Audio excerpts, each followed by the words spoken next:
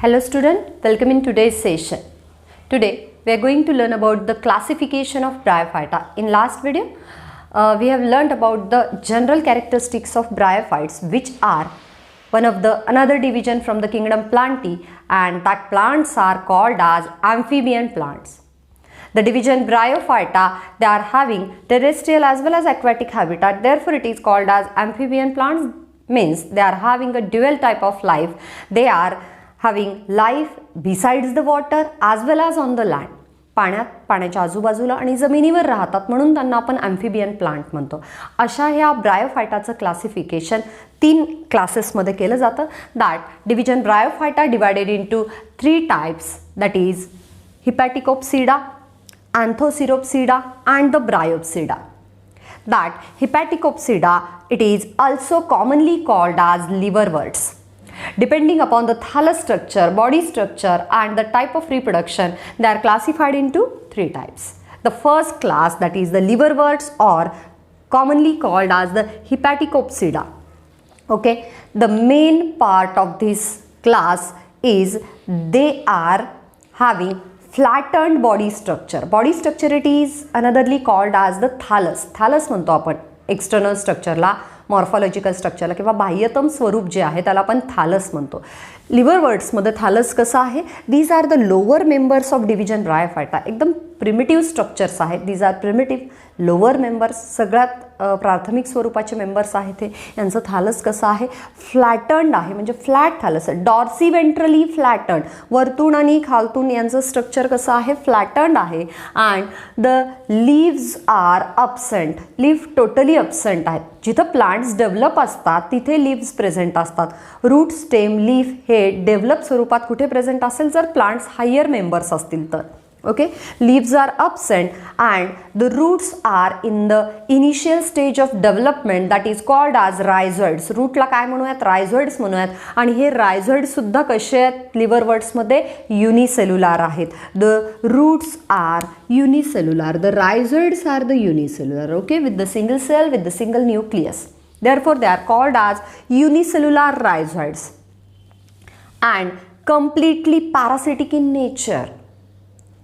हे plants photosynthetic नाही आहेत, तर दुसऱ्या प्लांट्सवर डिपेंड असतील. The liverworts are completely parasites on the another their stages on the another type of bryophyta. Okay, they are parasitic, they are depending upon the their another stages.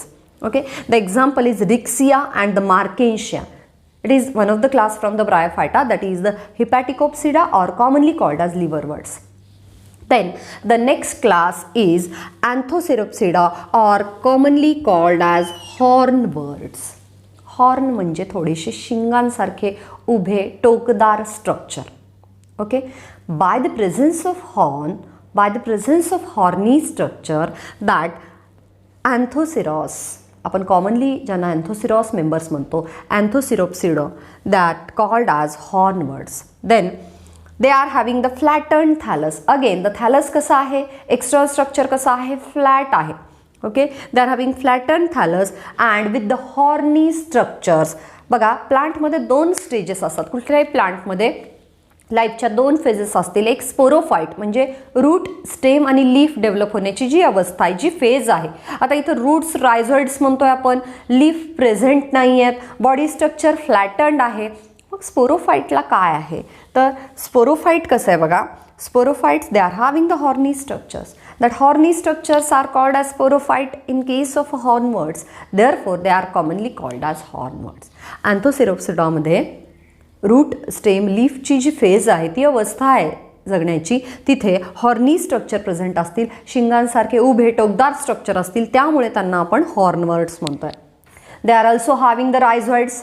रायझॉइड्सचं काम काय असतं, they are similar to roots, undeveloped रूटच आहेत ते. आणि roots किंवा rhizoids काय करतात, they fix plant body to the soil surface. Then they absorbs the water and minerals from the soil. Therefore their function it is similar to the roots. रायझॉइडचे function काय, की त्या झाडाला सॉइलशी फिक्स करणं, पाणी आणि मिनरल्स ॲब्झॉर्ब करणं. Okay, then they are having the pyrenoid bodies, means the starchy reserve food material body in the chloroplast.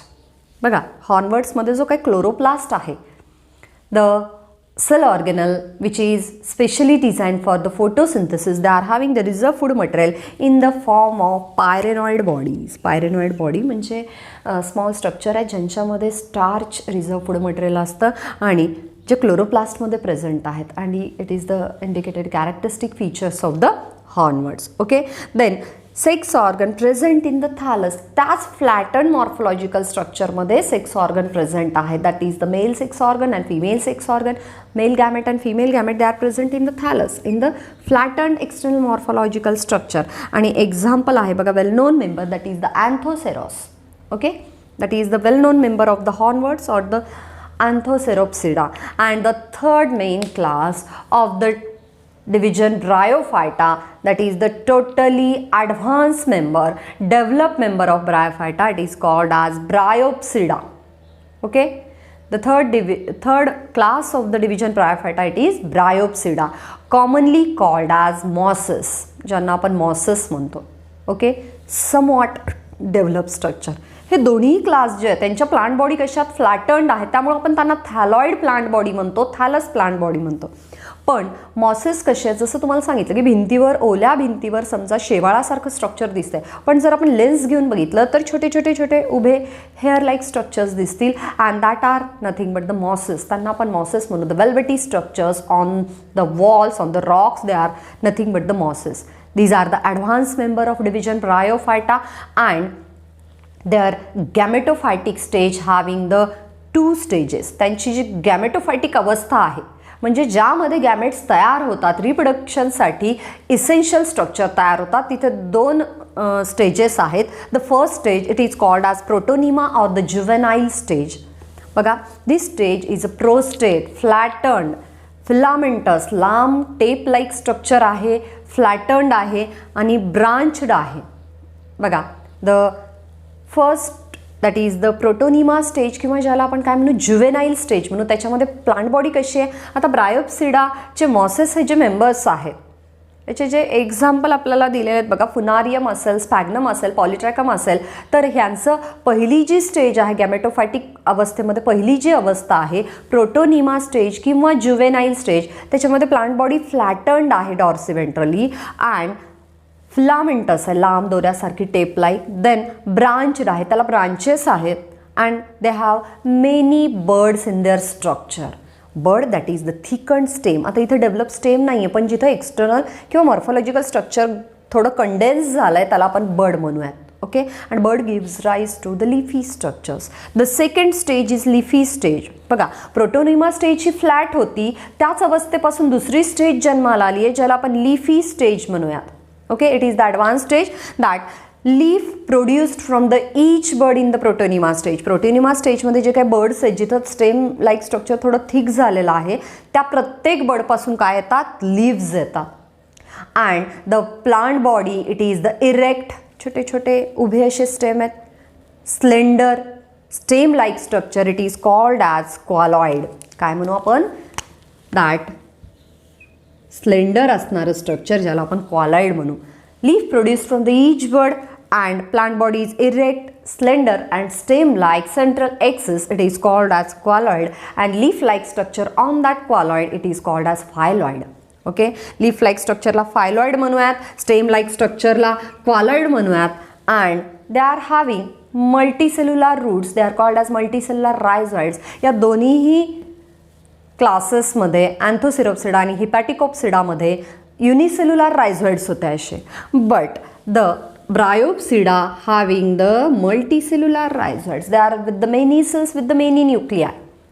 Multicellular rhizoids present आहेत. या दोन्हीमध्ये हा डिफरन्स आहे की बघा मल्टीसेल्युलर रायझॉइड्स प्रेझेंट आहेत and that on the cauloid on the that stem like axis म्हणजे ह्या स्टेम लाईक एक्सिसवरच वरती ग्रुपमध्ये लीफ लाईक स्ट्रक्चरमध्येच काय प्रेझेंट आहेत गॅमेट्स प्रेझेंट आहेत.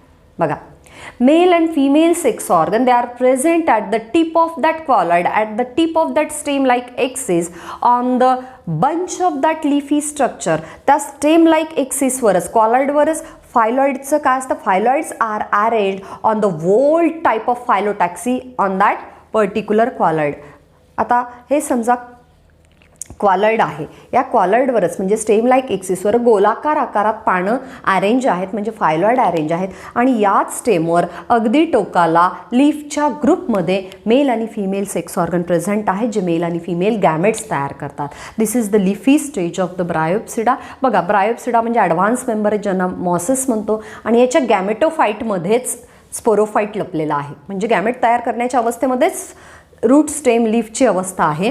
तर 2 स्टेजेस आहेत, एक प्रोटोनिमा आणि दुसरी लिफी. प्रोटोनिमा स्टेजला आपण ज्युवेनाईल स्टेज म्हणू, जिथं प्लांट बॉडी फ्लॅटन्ड आहे आणि फिलामेंटस आहे, ब्रांच्ड आहे, and they are having many condense structure called as birds. Leafy स्टेजमध्ये त्या प्रत्येक बर्डपासून काय निघत आहे, पानं निघत आहेत, ज्यांना फायलॉइड्स म्हणू आपण. आणि हे पानं एका इरेक्ट म्हणजे उभ्या अशा एक्सिसवर अरेंज आहेत, ज्या एक्सिसला आपण काय म्हणू, क्वालॉइड म्हणू. म्हणजे stem like structure cauloid and leaf like structure called as phylloids. Roots कसे आहेत, रायझॉइड्स कसे आहेत, मल्टी सेल्युलर आहेत, made up of many cells. They are called as rhizoids, कारण ते रूट इतके डेव्हलप नाही आहेत, त्यांना तेवढे रिजन किंवा रूट हेअर्स नाही आहेत. आणि sex organ present at the tip of that leafy bunches on that colloid. It is called as male and female sex organ, and they are producing male and female gametes. Example आहे Funaria, then that Polytrichum and Sphagnum. They are having the food, seta and capsule. These are the advanced structure of sporophyte, and that capsule produces the spores by meiosis.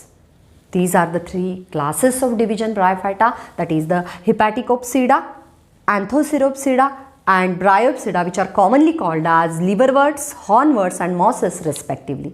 Thank you student for today's video.